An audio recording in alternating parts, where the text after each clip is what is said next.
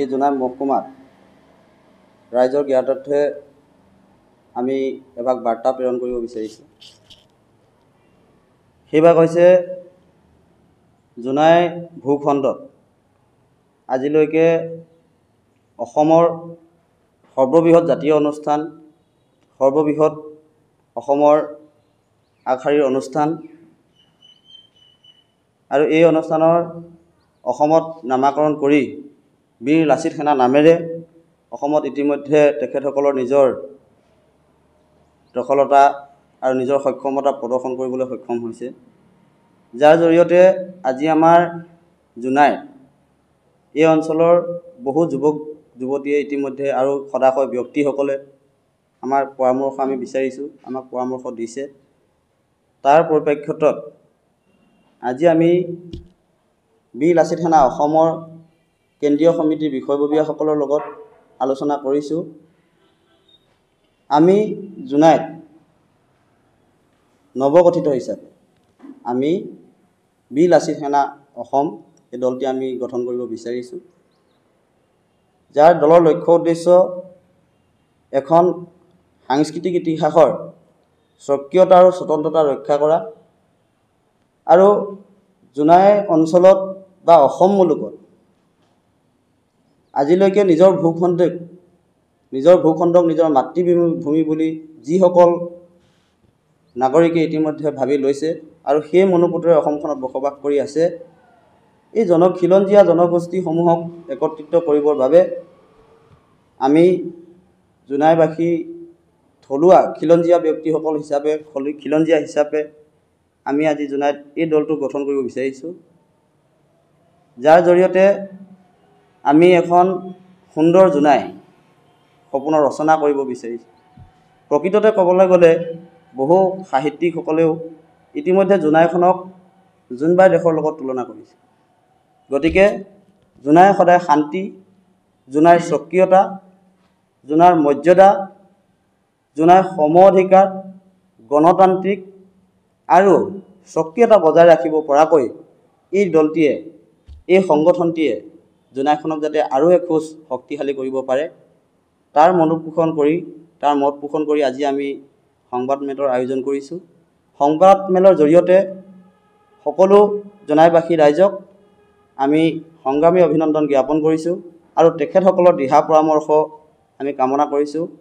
এই সন্দৰ্ভত সাংবাদিক বন্ধুসকলক কৃতজ্ঞতা প্ৰদান কৰিছোঁ। তেখেতসকলেও আমাক এই চেষ্টাত আগুৱাই নিয়াত যথেষ্ট অৰিহণা আগবঢ়াইছে। লগতে জোনাইৰ বিভিন্ন বুদ্ধিজীৱীসকলেও এই ক্ষেত্ৰত আমাক পৰামৰ্শ আগবঢ়াইছে। আগন্তুক ছেপ্টেম্বৰ মাহৰ 22 তাৰিখ 2024 চন দেওবাৰ আমি এই স্থানটিত আমাৰ জোনাইৰ বীৰ লাচিত সেনা আঞ্চলিক শাখা দলটি গঠন কৰাৰ এটা কাৰ্যসূচী হাতত লৈছোঁ, য'ত উপস্থিত থাকিব বীৰ লাচিত সেনাৰ কেন্দ্ৰীয় সমিতিৰ প্ৰশাসনিক সচিব সন্মানীয় আমাৰ শৃংখল চলিহা ডাঙৰীয়া, আৰু লগতে উপস্থিত থাকিব অসমৰ বহুকেইজন গণ্যমান্য ব্যক্তি, উৎপল অসম প্ৰচাৰ সচিব ধেমাজি জিলাও তত্ত্বাৱধায়ক কেন্দ্ৰীয় সমিতি, উপস্থিত থাকিব মিণ্টু গগৈ ধেমাজি জিলা সভাপতি, যাদৱ নাথ জিলা মুখ্য সচিব, ৰাতুল বৰা জিলা উপসভাপতি, মিণ্টু চেতিয়া জিলা উপসভাপতি, মৃদুল গগৈ জিলা যুটীয়া সচিব, ৰঞ্জিত মেধি জিলা প্ৰচাৰ সচিব আৰু লগতে সাংগঠনিক সচিব উপস্থিত থাকিব জিলা সাংগঠনিক সচিব সঞ্জীৱ বৰুৱা। তেখেতসকলৰ কেন্দ্ৰীয় সমিতিৰ পৰামৰ্শ অনুযায়ী কেন্দ্ৰীয় সমিতিৰ তত্ত্বাৱধায়ক কেন্দ্ৰীয় সমিতিৰ উপস্থিতিত আমি অহা 22 তাৰিখে দেওবাৰে আমি বেৰাচাপৰিস্থিত তাৰি মাছগাঁৱৰ বেৰা মিলন মধ্য ইংৰাজী বিদ্যালয়ত আমাৰ জোনাই আঞ্চলিক শাখা সমিতিখনৰ গঠন প্ৰক্ৰিয়া আমি কাৰ্যসূচী হাতত লৈছোঁ। গতিকে জোনাইবাসীৰ বহু অফুৰন্ত আশা, বহুখিনি জোনাইবাসীৰ আনন্দময় আৰু জোনাইবাসীৰ গোটেই কথাখিনিক লৈ সাঙুৰি এখন শক্তিশালী সমিতি গঠন হ'ব। সকলোকে আহ্বান জনাইছোঁ, আহক জোনাইবাসী ৰাইজে একগোট হৈ আমি খিলঞ্জীয়া জাতিৰ স্বাৰ্থত, খিলঞ্জীয়াৰ সুৰক্ষাৰ স্বাৰ্থত, খিলঞ্জীয়াৰ মৰ্যাদাৰ ক্ষেত্ৰত আমি মাত মাতি যাওঁ। ইয়াত পৰিলক্ষিত হৈছে এইকাৰণে আমাৰ আজি চিন্তনীয় বিষয়, জোনাই এটা এনেকুৱা দুৰ্ভোগৰ সময় হৈছে, বহু ধৰণৰ অপ্ৰীতিকৰ ঘটনামূলক ইতিমধ্যে হৈ গৈছে, সকলোৱে জ্ঞাত। আমি গোটেইখিনি বহলাই ক'ব বিচৰা নাই, কিন্তু জোনাইখনত খিলঞ্জীয়াৰ যে নিৰাপত্তা কমি আহিছে দিনক দিনে, তাৰ আমাৰ পৰিলক্ষিত হৈছে।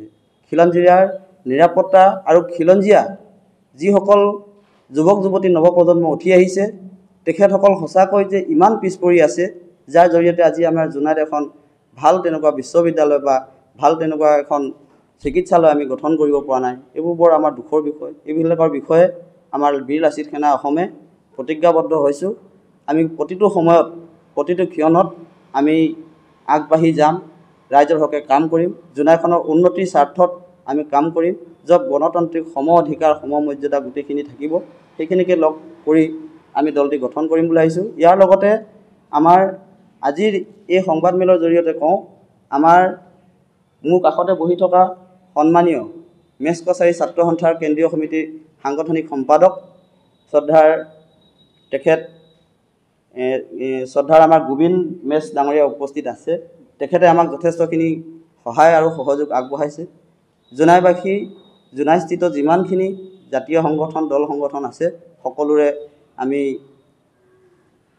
আমাৰ দলটি আগুৱাই নিয়াত শুভকামনা জগাব, অৰিহণা আগবঢ়াব বুলি আপোনালোকলৈ পুনৰবাৰ অনুৰোধ জনাই, আমি বীৰ লাচিত সেনা অসম যাতে অসমৰ যিখিনি সৰ্ববৃহৎ জিলা হিচাপত যিবিলাক জিলাই ইতিমধ্যে সুনাম অৰ্জন কৰিবলৈ সক্ষম হৈছে, যাতে জোনাইখনো আমি তেনেকৈ এখন সুন্দৰ জিলা হিচাপে বা সুন্দৰ ঠাই হিচাপে আমি পৰিগণিত কৰিব পাৰোঁ, তাৰে পৰিকল্পনা হাতত লৈ আজি প্ৰেছ মিট আপোনালোকৰ ওচৰত আমি জনালোঁ।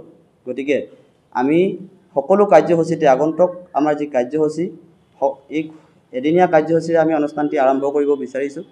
তাত সকলোৰে উপস্থিতি আমি কামনা কৰিছোঁ, যাতে এখন সুন্দৰ জোনাই হওক। সপোন আমাৰ লক্ষ্য সিমানেই। গতিকে এইখিনি ক'বলগীয়া কৈ আপোনালোকৰ ওচৰত আমি সংগ্ৰামী অভিনন্দন জ্ঞাপন কৰিছোঁ। জয় আই অসম।